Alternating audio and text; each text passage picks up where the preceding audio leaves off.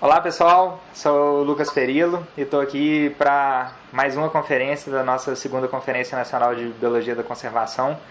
E hoje eu tenho o prazer de conversar com o Instituto Albatroz, que é um instituto muito legal, que tem vários projetos, e quem está representando aqui o instituto é a Tatiana Neves. Tatiana, muito obrigado por ter aceito o convite. Valeu aí pela participação e para começar a nossa conversa aí, se apresenta, conta um pouco do histórico aí de você. Legal, eu que agradeço a participação, o convite, Projeto Albatroz. O Instituto Albatroz se sentiu bem honrado em fazer parte dessa iniciativa, muito legal. Eu, particularmente, estou muito feliz em poder estar aqui. Bom, o Projeto Albatroz esse ano faz 26 anos de dedicação à conservação dos albatrozes e petréis. Eu sou bióloga, formada em Santos, pela Universidade Católica de Santos, sou mestre em oceanografia biológica pela FURG e venho me dedicando aí nesses anos todos à conservação dos albatrozes.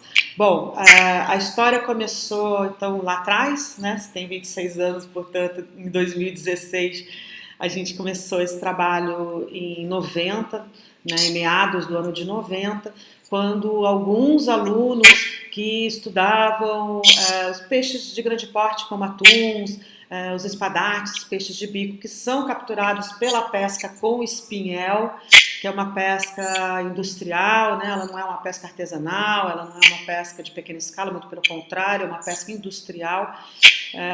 E desde muitos anos ela utiliza o Porto de Santos como um dos locais de desembarque. Esses alunos que vinham da FURG, alunos do professor Castelo, Pablo Castelo, eles então desembarcavam aqui em Santos, trazendo os seus experimentos, trazendo suas anotações, e isso eles faziam porque tinham apoio do Instituto de Pesca daqui de Santos, né? O Instituto de Pesca de São Paulo, né, com a sua sede daqui de Santos. Então, esses alunos traziam as informações de bordo. Chegou em mim a informação de que aves eram capturadas nesses espinhéis, que são grandes linhas, enfim, né, são 80 quilômetros de linhas espalhadas aí pelos oceanos, de 1.000 a 1.200 anzóis cada vez que essas linhas vão para a água, que é uma vez por dia, ou seja, um esforço de pesca tremendo. Muitas vezes essas aves eram capturadas e arrastadas para o fundo do mar e morrendo afogadas. E essas aves acabavam chegando a Santos, trazidos por esses pesquisadores que tinham, na verdade, outro objetivo a bordo das embarcações, que era estudar os atuns, por exemplo, e acabavam chegando aqui em Santos com essas aves. Então eu tomei contato com essa história trágica, dessa mortalidade desnecessária dos albatrozes, e então me senti mobilizada, né, a desenvolver um estudo um pouco mais aprofundado, para a gente conseguir quantificar essa mortalidade, saber quais espécies e se ela era representativa ou não aqui no Brasil. Em paralelo a isso, o Dr. Carolus Maria Voren, que era um professor holandês, né, mas já mora no Brasil há muitos anos, professor da FURG, da mesma universidade, Universidade Federal do Rio Grande, na época, e ele então dava aula na parte de elasmobrancos e aves marinhas. Ele já tinha trazido o problema da captura dos albatrozes e petréis nessas artes de pesca, em outros locais do mundo, como Nova Zelândia, Austrália, certamente um dos locais mais importantes para essa questão. Ele já vinha trazendo para os seus alunos na sala de aula. E essas informações já haviam chegado para nós aqui em Santos. Então, sabendo disso, e tendo, né, esse material em mãos, né, morando em Santos, enfim, do lado do terminal de pesca de Santos, nós começamos a investigar esse problema da mortalidade dos albatrozes e petréis aqui no Brasil. E, de fato, nos deparamos com números muito significativos, o que me fez, enfim, me mobilizou para que a gente começasse, de fato, um trabalho para avaliação. E assim começou o Projeto Albatroz em 1990. Então hoje a gente está em 2016, estou há 26 anos, portanto, à frente desse trabalho realizado aqui no Brasil hoje em diversos portos, não só em Santos. Ah, legal. E então um dos focos do Instituto é a pesquisa mesmo, né? É a obtenção de conhecimento científico mesmo. Bom, nós temos vários objetivos. O objetivo primordial, né, o objetivo geral da instituição, o mote da instituição, o porquê da nossa existência, é a redução da captura acidental de albatrozes e petréis em artefatos de pesca. Eu falei do espinhel, certamente o espinhel é o mais importante deles. Existem outros, né? Quando eu falo espinhel, eu estou me referindo ao espinhel horizontal de superfície, o espinhel pelágico voltado para peixes como a meca, que é o espadarte, né? Os atuns, algumas espécies de tubarão, sim, que são alvos dessa pescaria, tá? Mas existem outras artes de pesca, como o próprio espinhel de fundo, que visa outras espécies que se associam mais ao fundo oceânico, a pesca de vara com isca viva, a pesca de emale, e, enfim, uma série de outras pescarias, incluindo pescas que não são tão industriais assim, como, por exemplo, a pesca realizada pela frota dita Itaipava. Itaipava não é só uma cerveja, ela é também uma localidade no sul do Espírito Santo, onde existe uma frota pesqueira muito estruturada, é uma frota pesqueira de menor porte, os barcos são de menor porte, são feitos de madeira, é uma comunidade pesqueira mesmo, que vem exportando aí suas tecnologias para vários outros portos do Brasil. E a pesca de Itaipava, por exemplo, é uma das prioridades elencadas pelo Plano de Ação Nacional para a Conservação de Albatrozes e Petréis, o Plano ACAP ou PAN Albatroz, como várias pessoas conhecem. Então, enfim, a gente vem focado nesse trabalho de reduzir a captura acidental de albatrozes e petréis em diversas artes de pesca, e para isso, respondendo a sua pergunta, sim, o nosso principal foco é o desenvolvimento de pesquisa.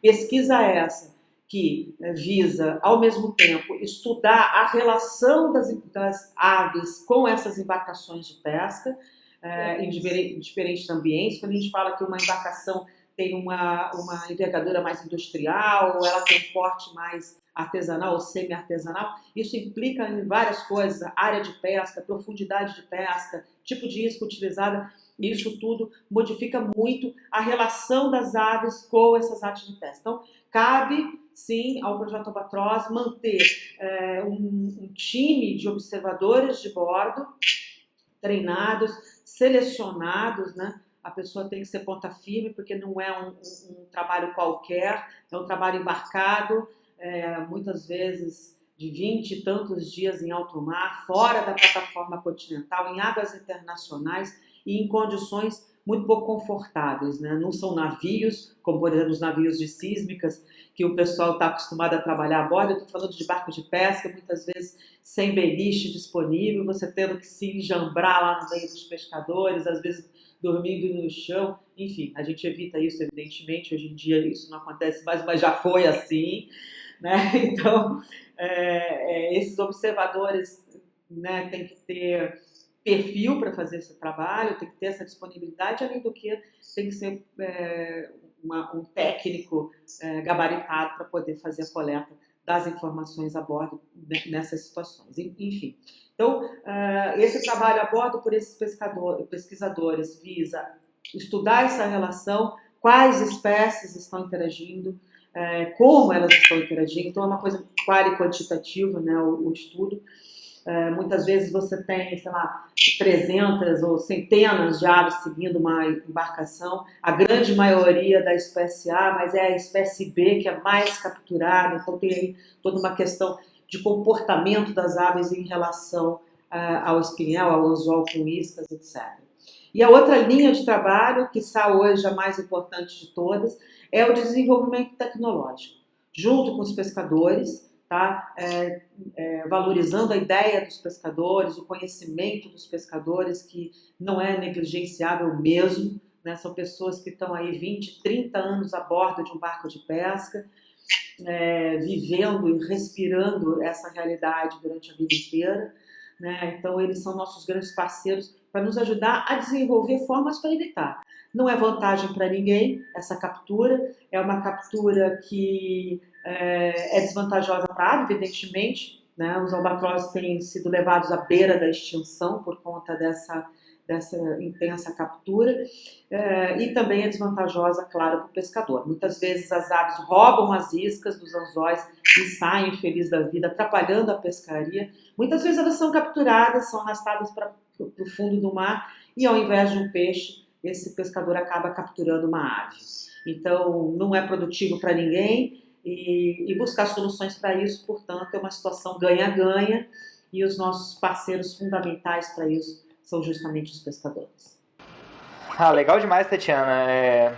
Você já deu uma iniciada aí nas questões que o Projeto Albatroz trabalha. E, é claro, você falou aí que é super importante a participação dos pescadores, né, para esse projeto. Então, eu queria saber de você, baseado na sua experiência aí, o que vocês têm feito para conscientizar mesmo tanto os pescadores como a população em geral de que é importante a manutenção dessas espécies de aves? A educação ambiental no Projeto Albatroz, ela nasceu, vamos dizer, junto, né? Não tinha como desenvolver o trabalho junto com os pescadores sem pensar em forma de envolvê-los, de informá-los, enfim, de sensibilizá-los, de trazê-los, né, para junto do Projeto Albatroz, e na verdade não só do projeto, mas do propósito, né, principal, que é a conservação das aves. Então, assim, desde o início, né, como eu falei, lá em 90, né, 91, enfim, nos primeiros anos do Projeto Albatroz, foi super interessante porque eu comecei esse projeto basicamente sozinha, né, ainda estudante, jovem, né, desbravadora, né, aquele negócio de coração valente, vamos lá mudar o mundo, né, um pouco isso, né, por que não? E eu comecei fazendo isso tentando entrar no terminal de pesca de Santos, né? Onde era um ambiente completamente masculino, um ambiente muito difícil de se entrar. Nossa, imagina. Então, eu passei bons meses, assim, né, convencendo o cara do portão, deixar eu entrar, eu lá sempre com o meu jaleco, né, para mostrar. Enfim, o único tipo de mulheres que entravam ali no porto eram aquelas mulheres mais conhecidas, assim, né, no final da página, as moças do porto lá para fazer companhia para os rapazes. Essas eram permitidas, as outras não. Então, a gente tem que lidar com isso, né? Estamos falando de conservação no Brasil e isso tudo é realidade, né? Com certeza. Faz parte, né? Tem que saber lidar.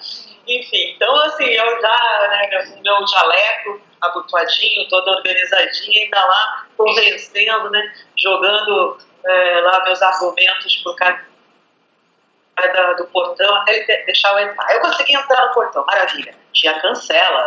Aí eu tive que ir lá convencer o cara da cancela para deixar eu entrar no pier, de verdade, né? Porque o terminal é uma área grande, né? Mas para falar com os pescadores eu tinha que ir lá na beira do mar mesmo, lá no pier, onde os pescadores estavam, os barcos estavam encostados. Então, com algum trabalho, eu consegui chegar lá.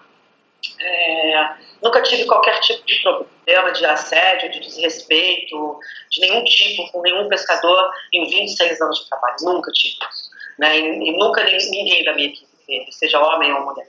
Ao contrário, a relação sempre foi extremamente respeitosa, de ambas as partes.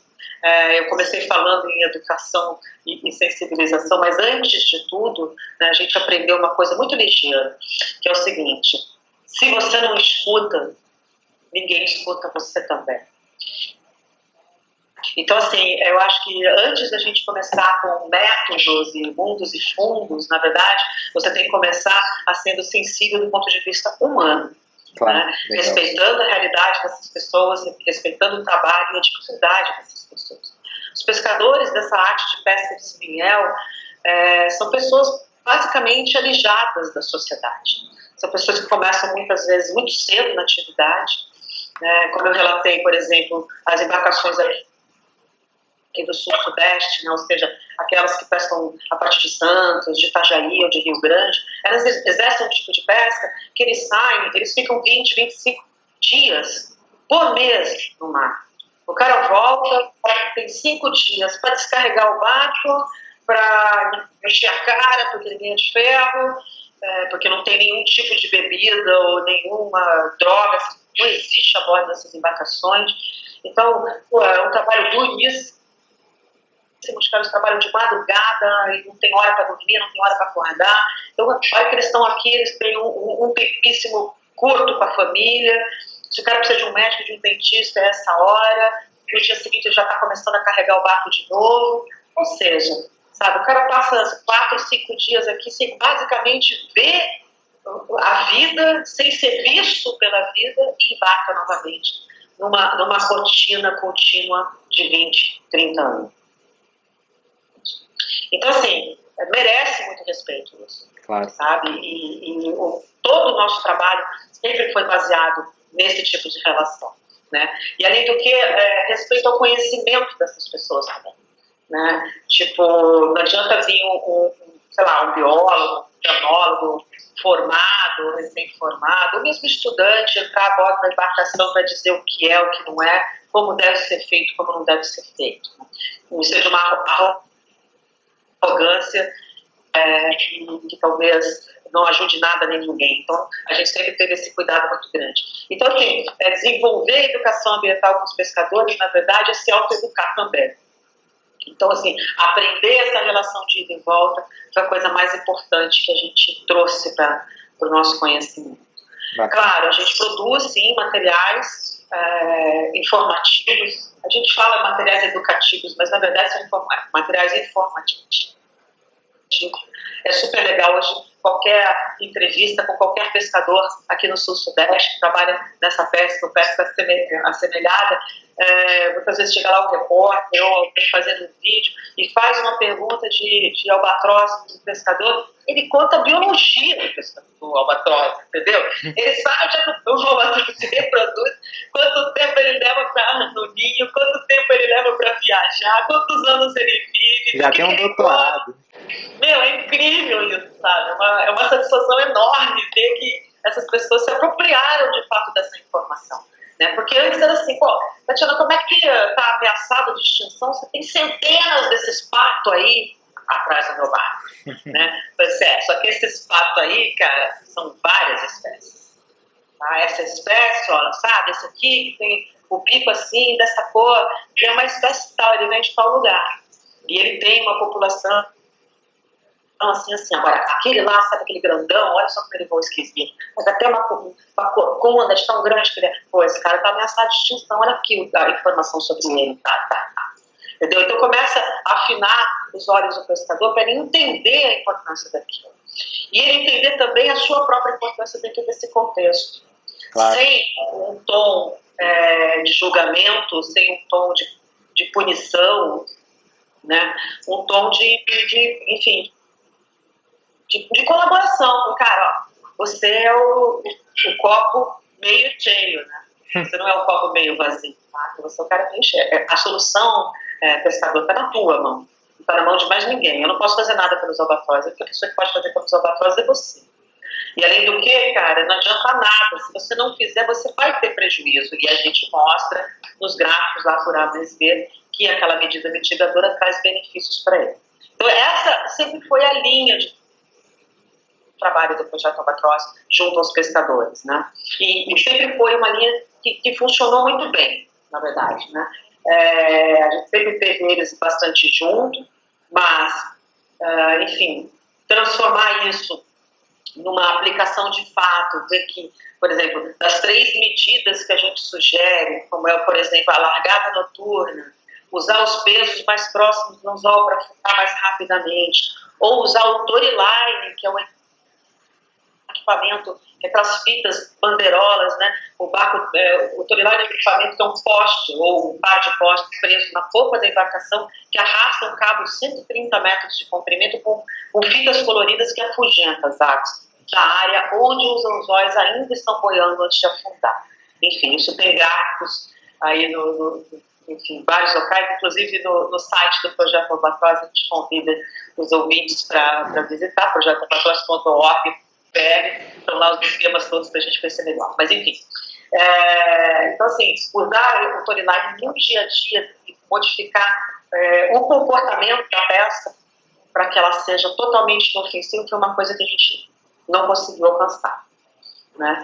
E aí outros caminhos têm que ser tomados paralelamente. Né? Tipo assim, todo mundo já sabe, todo mundo sabe que funciona. O projeto Albatross teve um esforço muito grande para desenvolver medidas, né, junto com os pescadores, e também medidas baratas, fáceis de adotar, que não trazem risco para a pesca, que não trazem prejuízo para a pesca, que não diminuem a produção pesqueira da embarcação, ao contrário. Né? Então você teve toda essa preocupação de estar desenvolvendo coisas que trazem o pensamento do pescador junto com a gente. Né? E mesmo assim, a gente não tem uma adoção 100% dessas medidas. Por isso mesmo, outras linhas são necessárias. Bom, claro, a normatização da obrigatoriedade do uso dessas medidas, tá? Que é uma outra linha de ação. Isso não é uma coisa que o Projeto Albatross faz, isso é uma ação do governo, não é do Projeto Albatross. O Projeto Albatross não legisla, claro. Não faz leis, não fiscaliza, não é nosso papel absolutamente fazer isso. Mas, claro, a gente desenvolve pesquisa. Claro. A gente tem números que comprovam se uma determinada medida é efetiva para reduzir a captura de ave, se ela não atrapalha a pescaria, se ela não traz nenhum problema para o pescador, e baseado nessas pesquisas, aí o poder público toma suas decisões. Não, fantástico. Ainda nesse assunto, né, você com essa experiência aí, a gente sabe que a conservação é uma disciplina multidisciplinar, né, é uma ciência da crise aí, e precisa de pessoas trabalhando conjuntamente. Então, você acredita que a conservação ela pode existir sem a participação da população? O que você acha da participação da população nesse contexto aí? Essa pergunta, a resposta primeira que baseada na minha própria experiência, não. Né? A gente tem que ter o envolvimento, acabei de falar. Né? Não adianta a gente ter pesquisa que mostra que o storyline é efetivo. Mas o storyline é uma coisa que tem que ser usada lá em alto. Não adianta a gente ter leis que obriguem o uso dessas medidas, enfim, né? Se o pescador de fato não tiver a boa vontade ou a intenção de utilizá-las. Só que, por outro lado, talvez isso não seja de fato suficiente sozinho, porque você não consegue, talvez, ter uma mudança de comportamento de toda uma população. Claro. Tem pescadores que são super preocupados com as questões ambientais. Eles sabem que o mar precisa de equilíbrio, que matar a ave, matar em excesso um estoque de peixe é uma coisa que no futuro pode trazer prejuízo para ele próprio. Tem pescadores que entendem isso, apesar de ser um raciocínio um pouco etéreo para algumas pessoas. Mas nem todo mundo entende isso. Então, assim, respondendo a sua pergunta, não acho que a conservação possa ser feita sem o envolvimento das comunidades. Mas eu acho também que isso não é o único caminho. A gente precisa, sim, de normativas, a gente precisa, sim, de ordenamento, a gente precisa de fiscalização, a gente precisa de orientação full-time durante todo o tempo para que as coisas sejam, de fato, revertidas. Porque, na grande maioria das vezes, a gente está tratando de espécies que são ameaçadas de extinção, ou criticamente ameaçadas de extinção, como é o caso dos albatrozes e bercusas. A gente tem espécies criticamente ameaçadas que estão sendo capturadas nos barcos de pesca no sul do Brasil.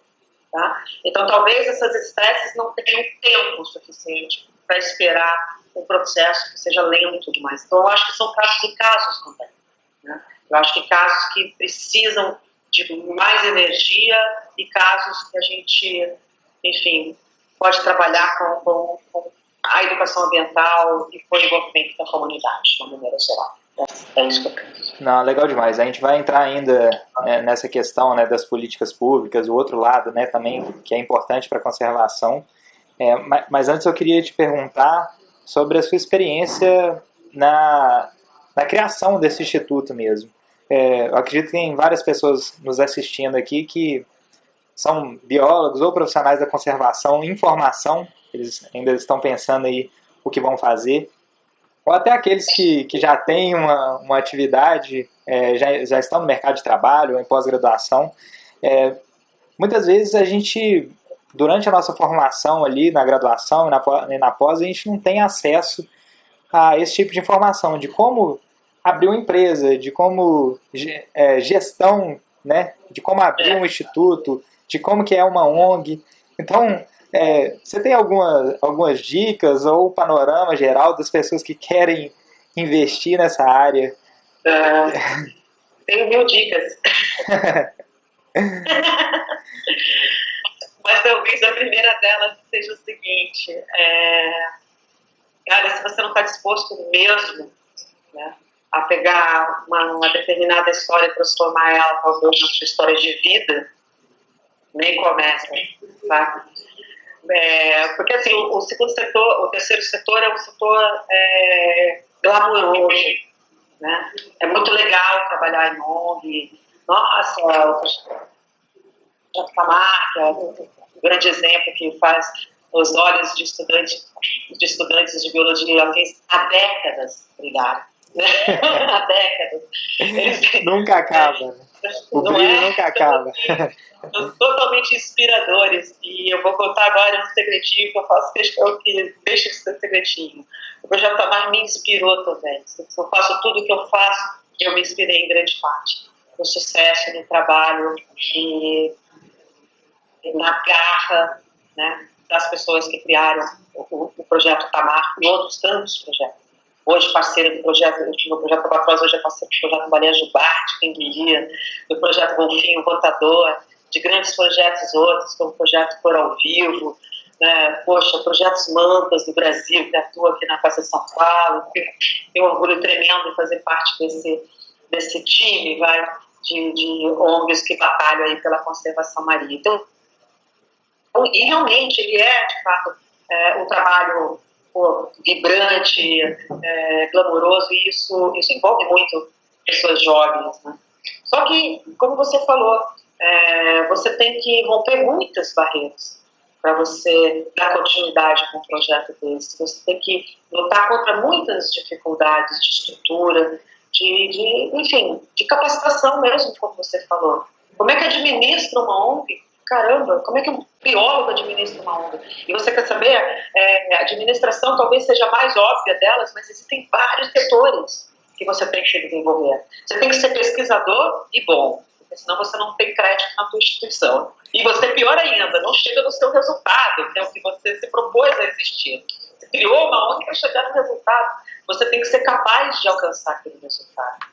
Você tem que saber administrar, criar, fazer toda essa burocracia, né? Levantar recursos, quem é que busca recursos, né? Como que você faz para envolver os patrocinadores, financiadores, parceiros mesmo, né? Para isso você precisa saber o quê? De marketing, querido.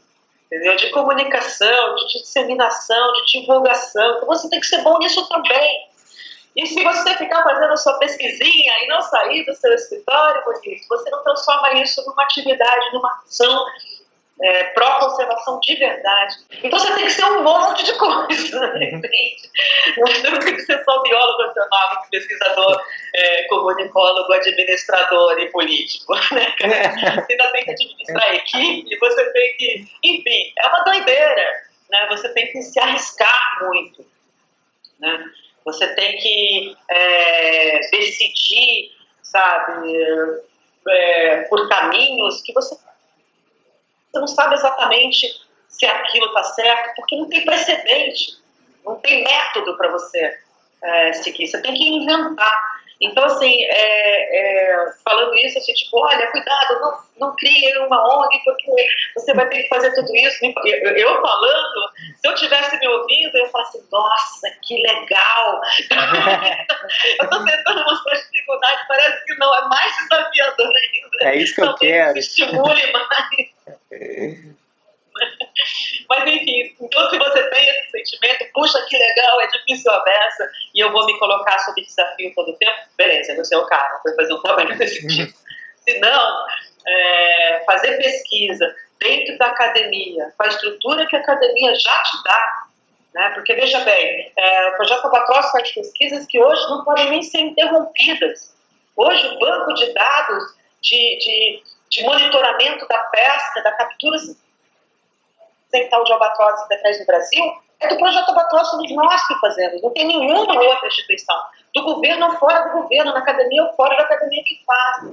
E nós temos problemas do tipo, nós temos patrocínios acabam, e a gente levanta de novo o patrocínio, espero que sim, e ficamos rezando todo o tempo para que isso seja verdade, e a gente tem intervalos de patrocínio que o monitoramento não pode parar. Então, assim, essa falta de estrutura é uma falta de estrutura muito doída para o terceiro setor.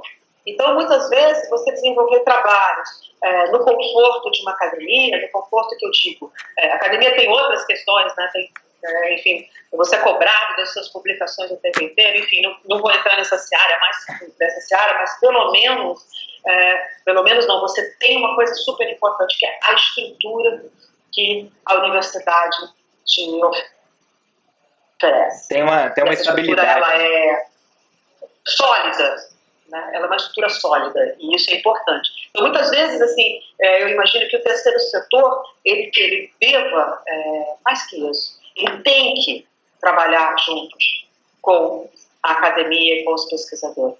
O projeto Albatroz tem capacidade, por exemplo, de gerar uma série de informações e dados, e tem muito pouca capacidade de administrar, analisar, publicar e dar vazão para papers, por exemplo, artigos científicos, para disseminar isso como uma universidade tem. Evidentemente, não é o nosso papel fazer isso. A gente até faz daqueles prioritários voltados para questões da conservação e aquelas perguntas prementes de conservação que tem que ser respondidas. Mas tem uma série de outras informações que não. Então, assim, o terceiro setor, junto, né, as ONGs de conservação marinha, principalmente, junto com os laboratórios das universidades que têm interesse em trabalhar conjunto, se a gente conseguisse fazer essa força um pouco mais coligada, né, e nós acho que alcançaríamos resultados incríveis. E é isso, acho que cada um tem o seu papel e trabalhar junto é tudo de bom. Não, legal demais. Eu acho que a gente tem que cada vez mais incentivar essa parceria mesmo, né, entre universidade, terceiro setor, ONGs, né? Eu acho que todo mundo deve participar da conservação, e resultados eficientes só surgem a partir do momento que todo mundo trabalha ali em conjunto, né? E desse trabalho em conjunto, a gente já conversou um pouco sobre essas políticas públicas que são uma parte primordial aí da conservação, né? E vocês estão diretamente ligados aí com o Plano Nacional da Conservação desses bichos. Então, conta para o pessoal um pouco do que é esse Plano Nacional, como que vocês começaram a participar disso, já existe resultados, já está sendo aplicado? Conta um pouco aí para a gente. Bom, o PAN Albatroz, né, que é assim que se chama Plano de Ação Nacional, do Albatroz, né, a série PAN, na verdade ele tem um apelido, né, diferente dos demais, ele se chama PLANACAP, que é o Plano de Ação Nacional para a Conservação de Albatroz e Tetrais. Porque o PLANACAP, ele nasceu de uma outra demanda, ele nasceu muito antes do ICMBio, né, que foi justamente na criação do ICMBio que foi criada essa linha de conservação a partir de planos, né, que sim. do meu ponto de vista foi muito acertada. Eu acho que é uma estratégia muito, muito importante do governo. Mas o PLANACAP ele é muito anterior. Tá?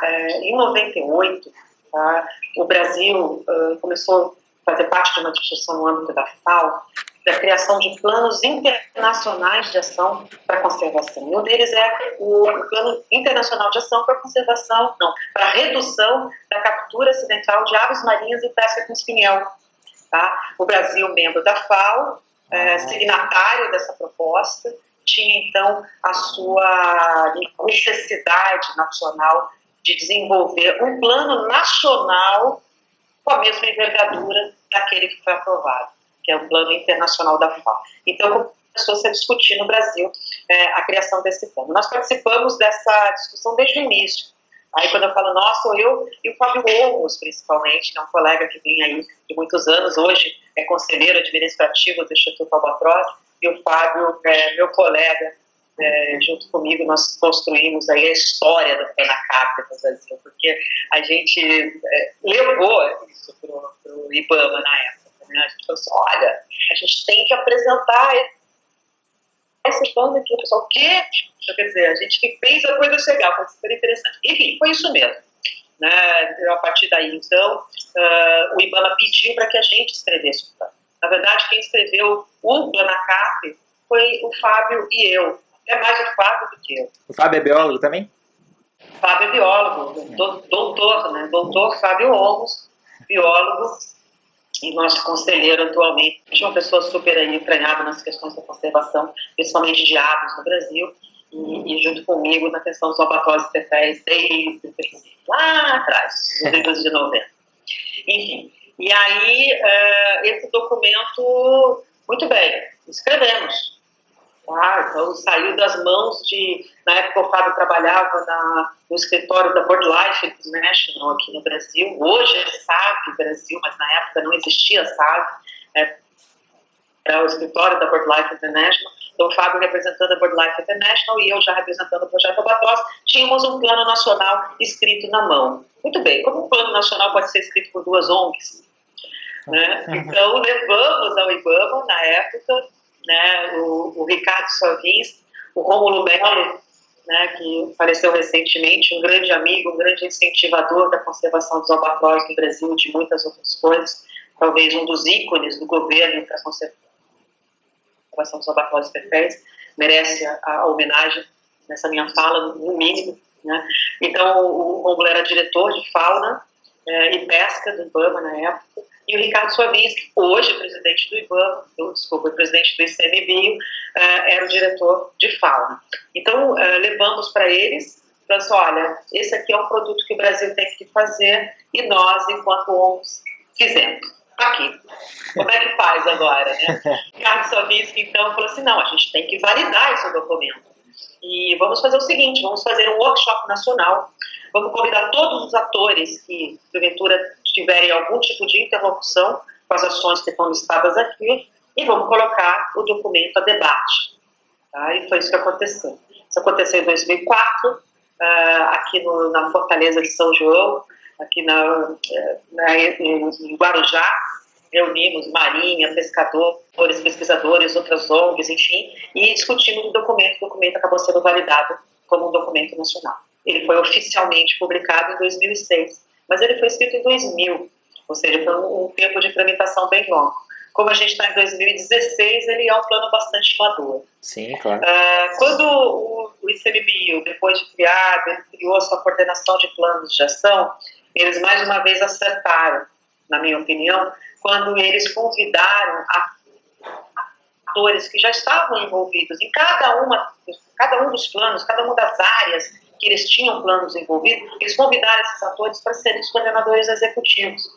Então, o PLANACAP hoje tem a coordenação geral do SEMAV, tá, através da Patrícia Serafini, legal, que é o órgão governamental, né, do ICMBio responsável pelo plano, e o Projeto Albatross é o coordenador executivo do plano.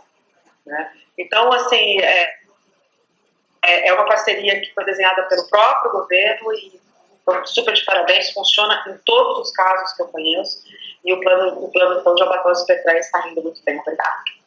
E aí já existem algumas diretrizes? Conta mais um pouco sobre o plano aí. Sim, o plano ele tem duas grandes áreas, né, o plano de ação dos albatrozes, como ele foi desenhado. Ele tem uma parte que trata das aves que se reproduzem nas ilhas do Brasil, e esse plano ele inclui só os procellariformes, né? Estou referindo a albatrozes e pepéis. Então, os procellariformes que se reproduzem no Brasil são muito poucos. A gente tem a pardela da Trindade, a Pterodromar minjoniana, que se reproduz na Ilha da Trindade, e a pardela de asa larga, que tem alguns registros na costa do Espírito Santo, e alguns casais já conhecidos estão sendo monitorados na costa, na ilha do arquipélago de Fernando de Noronha.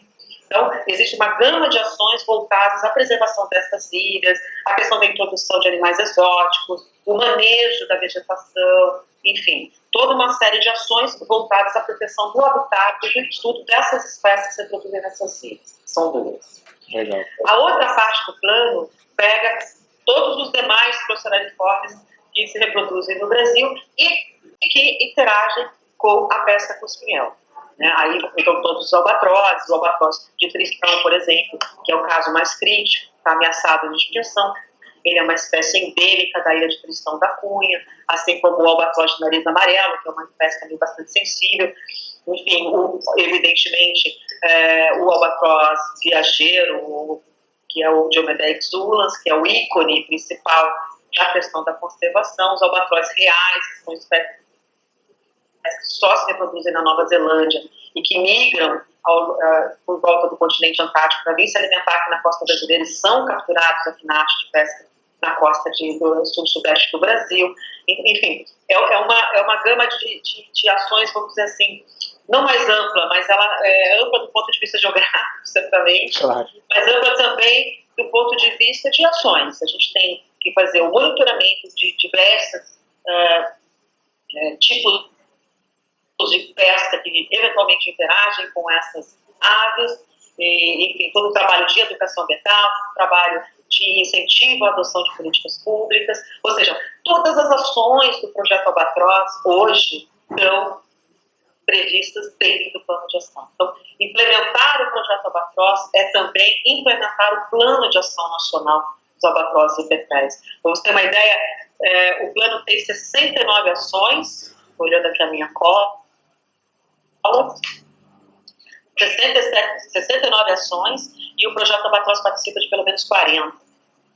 E sendo que pelo menos 18 delas ele é o articulador. E tem um grupo de outras instituições, de outros pesquisadores que fazem parte disso também, claro. E tem outro grupo de pesquisadores que são aqueles que se dedicam mais à manutenção das aves nas ilhas, liderado, por exemplo, pelo Dr. Leandro Buboni da FUN. Bacana. O plano, o próprio nome diz, né, é um plano nacional, mas a gente sabe que, principalmente para essa fauna que é migratória, não adianta a gente trabalhar só no Brasil, né, só num país específico. Então, existe também um fomento aí de discussões internacionais?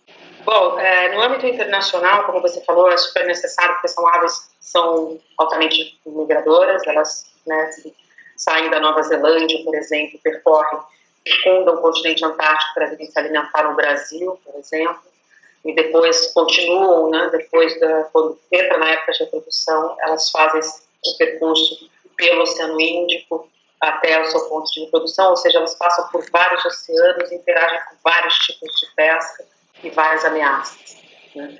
Então, realmente, não adianta você fazer um trabalho pontual num país ou outro, é necessário que haja uma concentração e um esforço coletivo internacional entre os países para garantir a conservação dessas espécies. Por isso mesmo, o Brasil é membro do Acordo Internacional da Conservação de Albatrozes e Petréis. O Brasil ratificou esse acordo em 2008, mas desde o princípio, né, desde as primeiras discussões, foi em 2000, quando começou a discussão da criação do texto desse acordo, o Brasil já estava presente e mesmo antes dele se tornar um membro efetivo, a partir da ratificação, nós já estávamos apresentando o trabalho, participando das reuniões como ouvintes, né, como país ouvinte, e sempre fomos extremamente entusiastas desse acordo. Por quê? Porque a gente sabe que a costa brasileira, principalmente em frente ao Rio Grande, enfim, o sul-sudeste do Brasil, ela é um dos grandes hotspots de captura acidental de albatrozes e petréis, ou seja, o hotspot de ocorrência dessas aves é um local importante de captura acidental de espécies que não se reproduzem no Brasil, que vêm sim de outros países.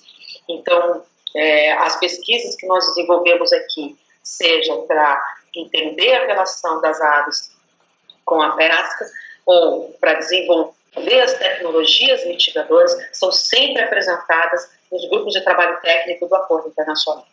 Bom, nós temos várias pessoas que interagem com esse acordo aqui no Brasil. Eu sou membro do grupo de trabalho de fraturas acidentais já há bastante tempo. Estamos lá sempre defendendo o Brasil, mostrando o que a gente é capaz e mostrando como a gente se preocupa com essa questão. E, enfim, há cerca de 3 anos eu fui convidada, na verdade não é bem um convite, é uma eleição, né, a ser co-gestora desse grupo de trabalho de capturas acidentais, e o ano passado acabamos assumindo aí uma posição um pouco mais importante hoje na vice-presidência do comitê assessor, que seria a parte mais técnica científica. Legal. Não é muito à toa essas coisas, né? A representatividade sul-americana era importante nesses acordos. O Brasil é muito representativo nesses acordos. Eu talvez seja a pessoa mais antiga do Brasil que vem interlocutando com esse acordo há mais tempo. Isso garante a gente posições interessantes para poder, enfim, dar vazão, dar publicidade, dar importância e relevância às pesquisas que nós desenvolvemos aqui no Brasil. Então isso é bacana de divulgar, mas pouca gente sabe, né? E isso é uma coisa que eu queria contar para vocês. Bom, como é que funciona, na verdade, esse trabalho? Nós desenvolvemos pesquisas aqui no Brasil, às vezes com patrocínio do Petrobras, às vezes com dinheiro internacional, às vezes com recurso do próprio acordo, tá? Para desenvolver medidas de mitigação. Por exemplo, recentemente nós fizemos uma pesquisa do Lumolid, tá? É um nome em inglês que na verdade significa um peso seguro, luminoso, que substitui o peso normal do pescador. Tá? O peso normal do pescador ele é preso na linha, então ele fica, se a linha, porventura, na hora de recolher o espinhel, a linha secundária arrebenta, aquilo pode vir contra o pescador.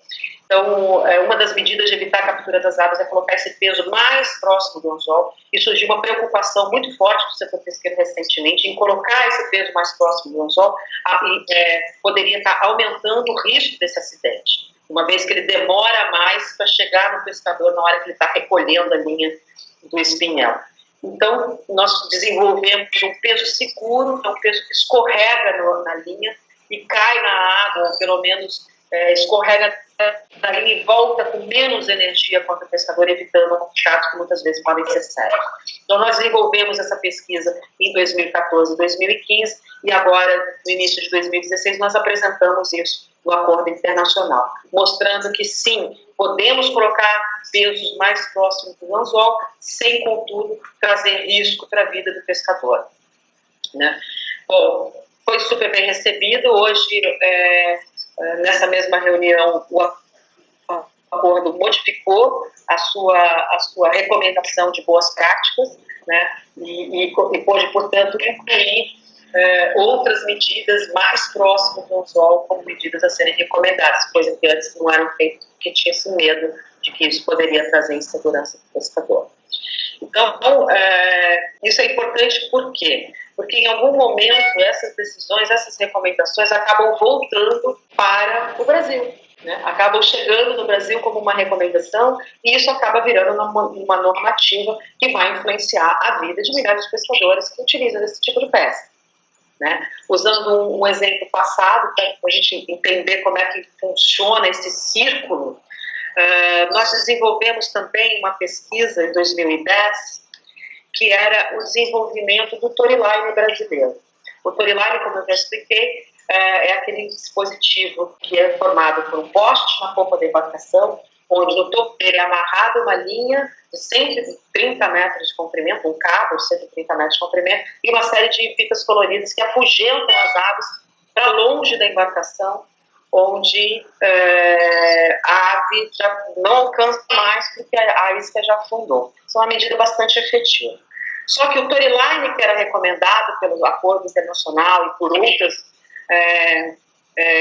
organizações internacionais, era um Toryline feito com barcos de grande porte, como são os japoneses, os espanhóis, enfim. Ele não cabia para o barco brasileiro. Então, o seu Zé Ventura, o pescador de Itajaí, desenvolveu da cabecinha dele um modelo brasileiro com fitas, uma coisa que parecia mais um maracatu, uma festa junina, né? Que a princípio acabou não tendo muito crédito internacionalmente, mas a gente fez questão de fazer um teste científico controlado, um experimento controlado, comprovando o storyline dos gringos, né? Como é que a gente chama com os pescadores, e o storyline do seu Zé, e a gente viu que o storyline de fitas curtas era um storyline bastante efetivo e muito mais efetivo, na verdade, para a nossa realidade.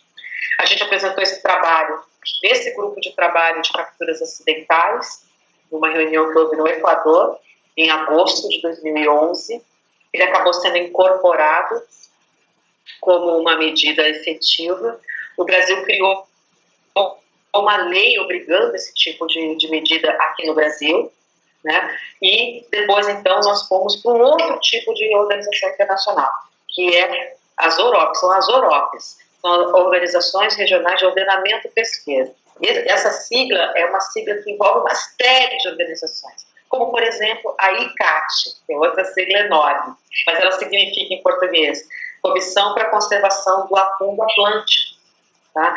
E é ali justamente onde se define as cotas de pesca, de atuns, de espadates e outros peixes afins, e também as recomendações para se conservar albatrozes, cutréis, tartarugas marinhas, cetáceos e outros animais que acabam sendo capturados acidentalmente na pescaria. Muito bem, o storyline de fitas curtas do seu Zé, portanto, virou lei nacional, depois virou uma recomendação do acordo. Nós apresentamos, o Brasil, junto com outro bloco de países, apresentaram isso na comissão da ICAT, que é um órgão pesqueiro, foi aprovado como uma recomendação e depois voltou, então, para o Brasil como uma recomendação da ICAT, que tem praticamente força de lei. Então, a gente teve que mudar a nossa normativa para poder incorporar o storyline de fitas curtas do seu Zé. Então, é assim que funciona a política internacional, né? Então, a gente desenvolve uma pesquisa, por exemplo, nesse caso. A gente já tinha normativa feita com storyline de fitas curtas, na verdade, mas a gente desenvolve uma pesquisa, apresenta num fórum de especialistas em mitigação dessas aves, vira uma recomendação, depois ela vai para outra instância, vira uma recomendação de um órgão pesqueiro que depois entra no Brasil para ser avaliado e ser incorporado pela legislação nacional. Então, esse é o trabalho que a gente faz de política internacional. Legal demais, deu para ver que tem muito trabalho, né? Vocês têm mais de uma sede, né? Ah, sim. O Projeto Albatroz tem sede em 5 estados no Brasil.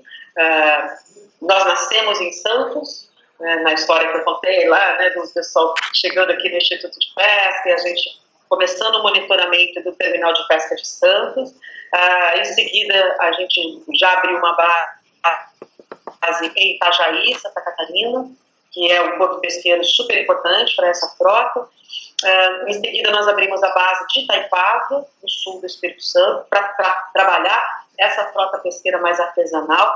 E quem nos incentivou a fazer esse trabalho no Espírito Santo foi o Joca Tomé, que é o coordenador do TAMAR lá, no Espírito Santo. Ele já monitorava a questão da captura acidental de tartarugas marinhas nessa mesma frota, e aí ele mandou um recado assim para mim: olha, Tati, acho bom você vir aqui dar uma olhada, porque esses pescadores estão dizendo que matam mais pato que peixe.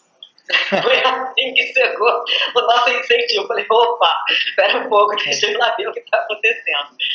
Bom, depois disso a gente abriu a base do Rio Grande, extremo sul do Brasil, né, quase Uruguai, né? Evidentemente a gente tem uma preocupação com as áreas mais ao sul. Quanto mais para o sul, maior a chance de a gente ter interação com as aves, principalmente essas aves que se reproduzem mais na região antártica e subantártica. E a nossa caçula, nossa filha mais nova, é a base de Cabo Frio, no Rio de Janeiro. Tá? Que, junto com a base do sul do Espírito Santo, nos ajuda a monitorar a mesma frota, basicamente. Tá? O mesmo tipo de pesca, que é essa pesca um pouco mais variada, com barcos de pequeno porte, feitos de madeira, muitas vezes com mais de um artefato de pesca. Eles fazem pescas simultâneas em alto mar, é uma coisa assim de louco. É um estudo de caso, tem que ser algum sociólogo da pesca, tem que fazer um estudo sobre essa pescaria e esse público, porque realmente é incrível. Não, incrível. Então, já deu para ver aí que existe muito trabalho, vocês já estão aí com várias sedes, né, participando diretamente do plano.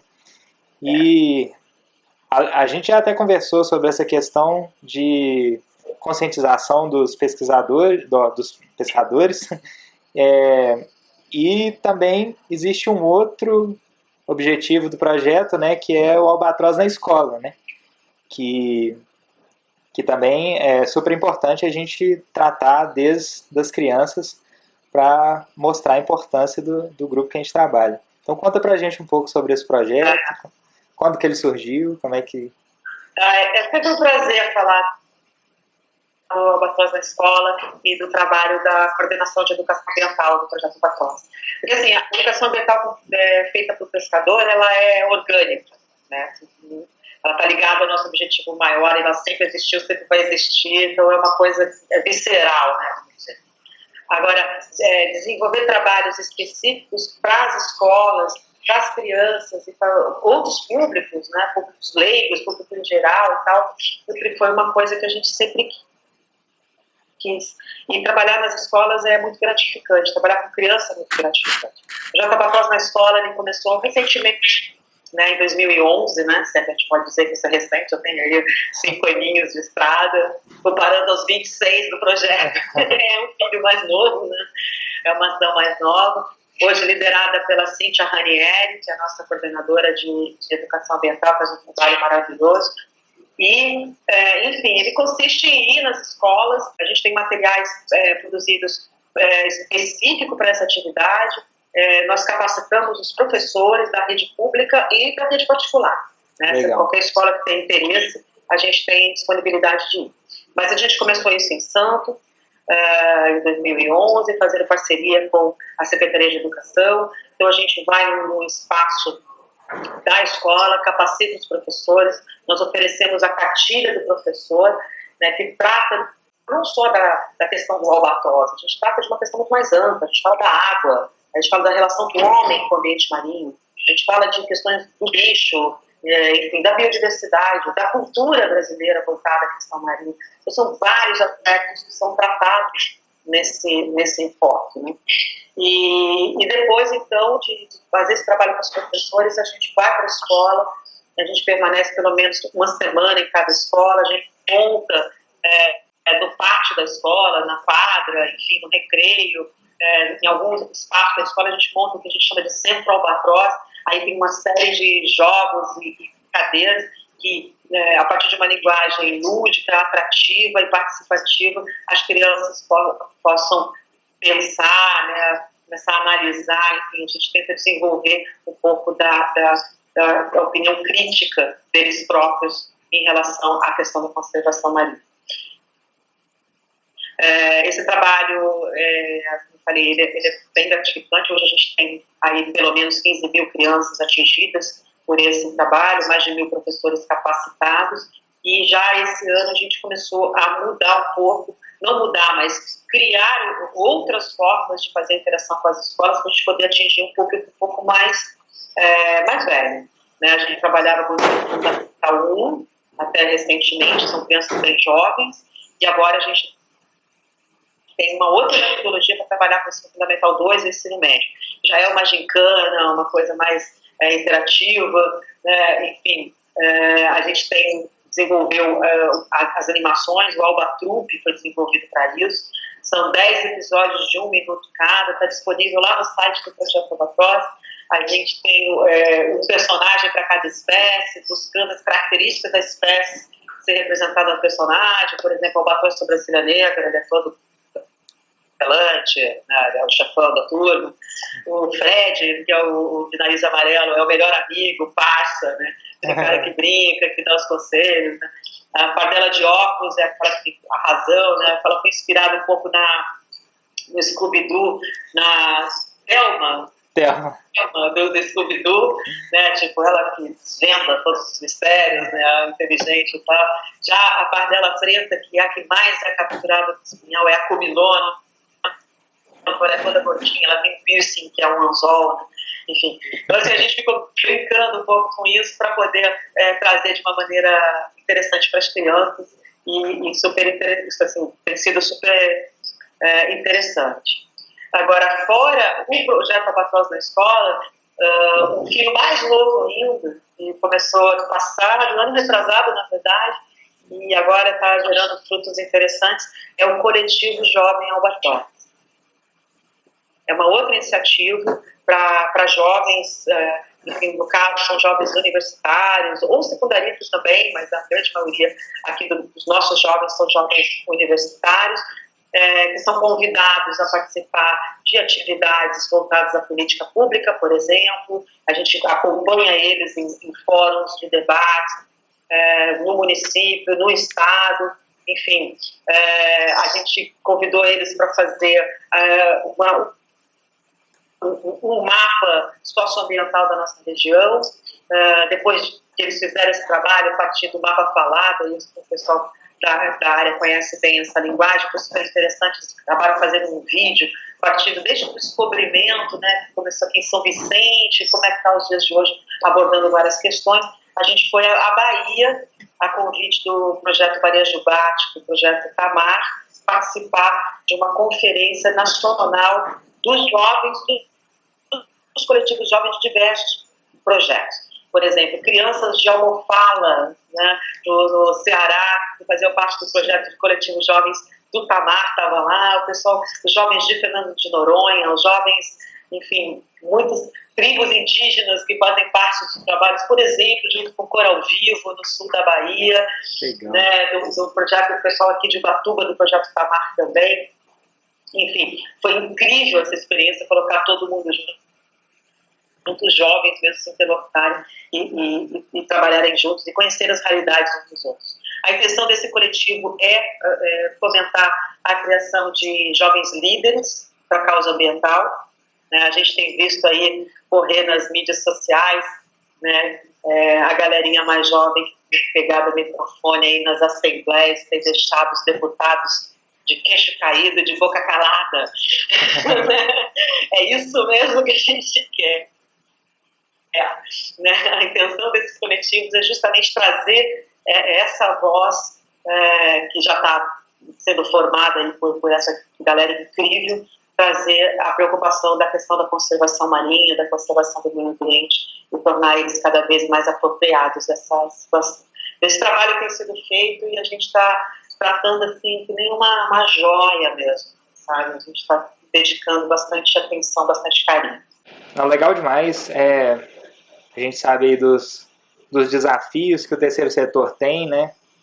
A gente também, como uma empresa, a gente sabe o que o nosso lado passa. E no caso das ONGs, dos institutos, um dos incentivadores são os patrocínios, né? Então, conta pra gente um pouco sobre esse desafio mesmo de ir atrás desses patrocínios, desses financiadores para os projetos. Como que está esse quadro? No tempo de crise, se tornou mais difícil? Conta pra gente um pouco aí sobre os patrocínios. Eu acho que talvez a questão de patrocínio, sustentabilidade dos trabalhos seja a questão mais crítica, né? Mais importante do trabalho do terceiro setor. O projeto Albatroz, como eu falei, né, a gente tem 26 anos de trabalho. Lá nos iniciozinhos, assim, a gente conseguiu devagarinho o apoio da Fundação Boticário, um pouquinho aqui, um pouquinho ali. Eu sou muito grata, gosto muito de reconhecer a importância da Fundação Boticário no início do nosso trabalho. Nós temos recursos internacionais importantes, não poderia deixar de ser, né? São aves internacionais, nosso trabalho tem um escopo internacional óbvio, né? Então, existe hoje um programa chamado Programa Albatroz Task Force, Força Tarefa pelos Albatroz, mantido pela RSPB, que é a Royal Society for the Protection of Birds, que seria, na verdade, a BirdLife da Inglaterra, né? Uhum. E junto com a SAVE Brasil, nós desenvolvemos esse trabalho aqui no Brasil. O projeto Albatroz coordena esse trabalho. E é um trabalho muito importante, porque ele garante a permanência do nosso monitoramento no porto, dos nossos embarques em alto mar, né? E ele é fundamental. Nós tivemos, nesse momento não temos, mas tivemos vários convênios com o poder público, com o Ministério da Pesca várias vezes, com o governo do Espírito Santo, por exemplo, né? Aí eu acho que é uma parceria quase óbvia, embora não seja tão estruturada quanto deveria ser. A dificuldade para acessar recursos governamentais é enorme, como que as ONGs têm que ter capacidade administrativa, capacidade disso, daquilo, né, de comunicação, de marketing, de pesquisa, de tudo.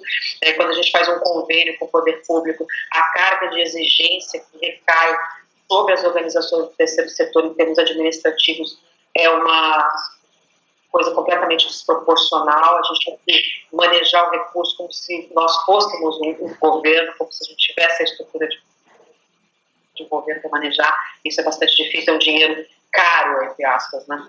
Porque o trabalho que dá para fazer isso é enorme, a responsabilidade é enorme, enfim, a gente fica sempre preocupado, né? Mas, enfim, é uma parceria que tem que haver, porque, veja bem, muitas das atividades do terceiro setor são justamente aquelas que o governo deveria fazer e ter capacidade técnica deles, né? Então, é quase que óbvio que o governo deveria justamente patrocinar ou financiar essas ações. Esse é o entendimento, né? Bom, mas por fim, deixei para falar do nosso parceiro fundamental e o mais importante, que é a Petrobras, através do programa Petrobras Socioambiental. Hoje é o nosso parceiro fundamental, hoje não, há 10 anos.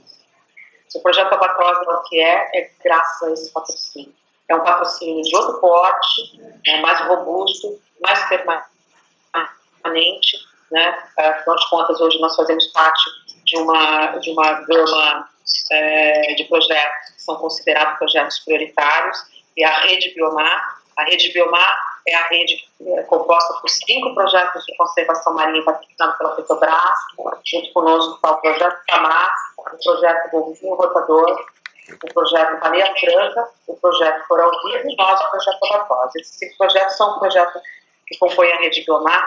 Nós temos uma relação estreita com a Petrobras, respondemos questões, esclarecemos questões sempre que é importante, enfim. É um outro tipo de diálogo que a gente tem, não somos simplesmente patrocinados, temos uma relação um pouco mais íntima, vamos dizer, com a Petrobras. E é importante dizer que isso, passamos um concurso de projetos, como vários outros, né? Tivemos aí, sei lá, centenas de projetos concorrendo, fomos um dos 33 eleitos no edital de 2006, hoje a gente está em 2016 ainda com o patrocínio da Petrobras. A Petrobras, entendo que ela sem medo de errar, ela é a principal patrocinadora de projetos de conservação da natureza do Brasil. Ponto. Tem medo de errar. E eu tenho quase que convicção que talvez ela seja a maior patrocinadora de projetos de conservação do mundo, em termos de porte, em termos de número de projetos, em termos de público atingido. E eu acho que isso é uma coisa que a publicidade que vem sendo feita pela Petrobras nos últimos anos está focada, obviamente, aos escândalos e aos escândalos de corrupção, mas seria interessante também a gente poder falar desse outro lado, porque a importância da Petrobras para esse público é muito grande, né? Tanto nos projetos ambientais, quanto nos sociais, enfim, né? E a gente tem bastante orgulho de ter esse patrocínio. Não conseguiríamos fazer nem metade do que a gente faz se não fosse isso. E, enfim, para novos projetos, que eu acho que é o público que a gente está falando, né? Acho que parte da nossa fala é essa galera que está querendo, pensando em, né? Quando eu era estudante, eu falei que eu me inspirei no projeto Tamar. Eu falei, nossa, caramba, eu queria criar um projeto como esse e poder ter a estrutura que eles têm. Para mim estava claro que aquela estrutura vinha de um patrocínio importante, como é o patrocínio da Petrobras. Então eu já nasci querendo isso. Na verdade, eu, entre aspas, projeto Albatroz, já nasci querendo isso. Eu trabalhei nesse sentido. E eu achei que era aqui mesmo o lugar que a gente tinha que estar. Então, estou muito feliz com isso, estou bem satisfeita. E buscar recursos é uma coisa cruel, né? Muito cruel, ainda mais nessa época de crise e tudo mais. mas dependendo da área que você vai atuar, tem muitos patrocínios internacionais que são interessantes, né? Small grant, né? Recursos menores de menor porte, enquanto a sua instituição não é totalmente estruturada, não é profissional na gestão de recursos, de patrocínio, porque na verdade você está fazendo a gestão de dinheiro de outros, né? E isso é uma responsabilidade tremenda. Então, assim, se tivesse algum conselho nesse sentido, dar um passinho de cada vez, né? Não começa com coisas muito grandes, não, porque o tombo é sempre maior quando cai. E só não cai, né? Mas eu acho que a dica seria essa. Legal demais, Tati. A nossa conversa já está indo para o final aí. Eu queria te fazer uma pergunta que a gente tem feito aí para várias referências na conservação aí do Brasil. Se você tivesse que escolher um erro comum aí das pessoas que trabalham com conservação, qual seria? Você que já tem essa experiência, você tem alguma coisa que, se você tivesse que ensinar a pessoa a não fazer, o que seria? Ai, caramba, que difícil. Eu acho que eu posso pegar um exemplo meu, assim. Eu não tenho que pegar exemplo de ninguém. Eu acho que eu vou voltar naquele ponto que eu falei da relação humana, né? Eu acho que todo o problema de conservação ele está ligado a alguma atividade humana, né?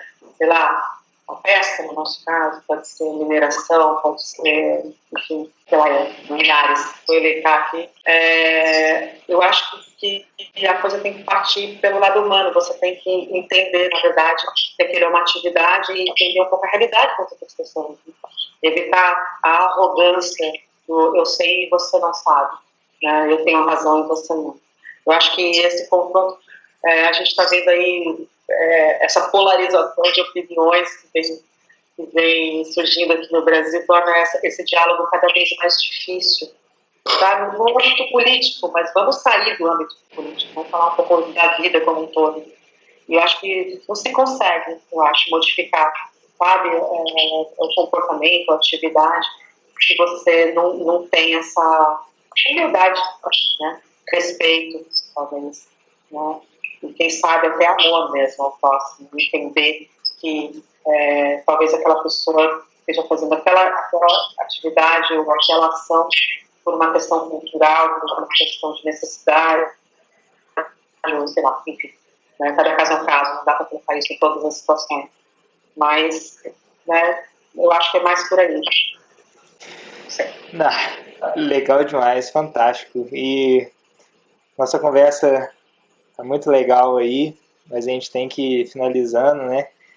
E para a gente finalizar essa conversa mesmo, tenho certeza que várias pessoas aqui têm interesse em partilhar experiências aí com projetos igual o Instituto Albatroz. Então, você teria alguma sugestão de literatura, ou site, ou lugar que as pessoas possam encontrar mais informações aí? Sem dúvida.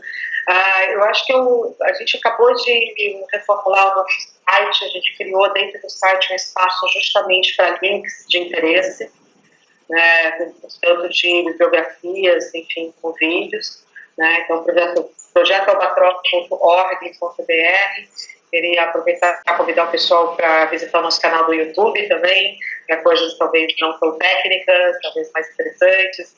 A gente busca trazer coisas interessantes para todo mundo.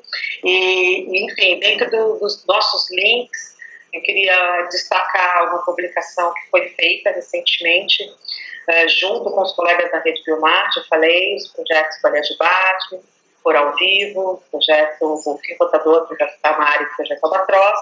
Nós juntos fizemos uma publicação para a educação ambiental.